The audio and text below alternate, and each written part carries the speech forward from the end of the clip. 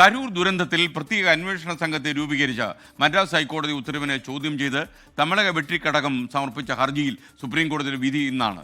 കരൂർ ദുരന്തത്തിൽ സ്വതന്ത്ര അന്വേഷണം വേണമെന്നാണ് ഹർജിയിലെ ആവശ്യം. ആർ അച്യുതൻ ചേരുന്നു ഡൽഹിയിൽ നിന്ന്. ഗുഡ് മോർണിംഗ് അച്യുതൻ, പറയൂ, TVKക്ക് അനുകൂലമായ വിധി വരുമെന്നാണോ അവരുടെ പ്രതീക്ഷ, സൂചനകൾ?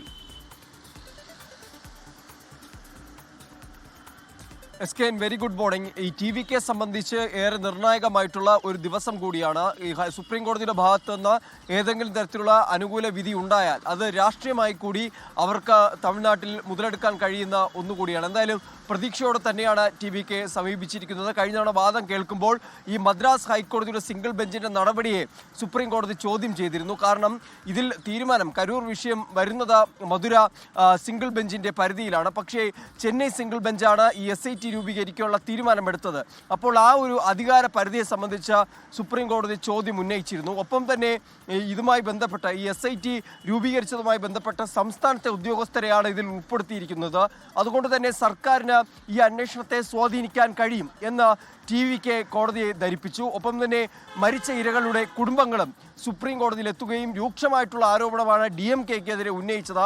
സെന്തിൽ ബാലാജിയുടെ സ്റ്റിക്കർ ഒട്ടിച്ച നമ്പർ പ്ലേറ്റ് ഇല്ലാത്ത ആംബുലൻസ് അടക്കം ഈ തിരക്കിലേക്ക് കയറി വന്നെന്നും പോലീസ് യാതൊരു പ്രകോപനവുമില്ലാതെ ലാത്തിച്ചാർജ് നടത്തി എന്നതടക്കമുള്ള ആരോപണങ്ങൾ ഇരകളുടെ കുടുംബങ്ങളും കോടതിയെ അറിയിക്കുകയുണ്ടായി. പോസ്റ്റ്മോർട്ടം അർദ്ധരാത്രിയോടെ 30 പേരുടെ പോസ്റ്റ്മോർട്ടം നടത്തിയതും കോടതി ആശ്ചര്യത്തോടു കൂടി സർക്കാരിനോട് ചോദിക്കുകയുണ്ടായി. എന്തായാലും നിലവിലെ ഒരു സാഹചര്യങ്ങൾ വച്ചിട്ട് TVKക്ക് ഒരു അനുകൂല വിധി ഒരുപക്ഷെ ഉണ്ടായേക്കാം എന്നൊരു പ്രതീക്ഷയിലാണ് ഉള്ളത്. എന്തായാലും ഇന്ന് ജസ്റ്റിസ് മഹേശ്വരിയുടെ ബെഞ്ചായിരിക്കും ഈ കാര്യത്തിൽ ഒരു വിധി പുറപ്പെടുവിക്കുക. ഈ SIT അന്വേഷണത്തിന് ഉത്തരവിട്ട മദ്രാസ് സിംഗിൾ ബെഞ്ചിന്റെ ഉത്തരവ് ശരിവെക്കുമോ അതോ മറിച്ച് TVKക്ക് അനുകൂലമായ ഒരു തീരുമാനത്തെ എടുക്കുമോ എന്നതാണ്. എന്തായാലും ഇതിൽ രണ്ടായിരുന്നാലും അത് TVK സംബന്ധിച്ച് അവരുടെ രാഷ്ട്രീയ ഭാവിയെ സംബന്ധിച്ച് നിർണായകമാണ്. സ്കേൻ. Okay, thank you Achuthan. ലോകത്തെവിടെയായാലും ഏത് സമയത്തും 24 വാർത്തകളും ഓഗ്മെന്റഡ് റിയാലിറ്റി പാക്കേജുകളും എക്സ്പ്ലെയിനറുകളും വിശദമായി കാണാൻ ഞങ്ങളുടെ YouTube ചാനൽ നിങ്ങൾക്ക് സബ്സ്ക്രൈബ് ചെയ്യാം.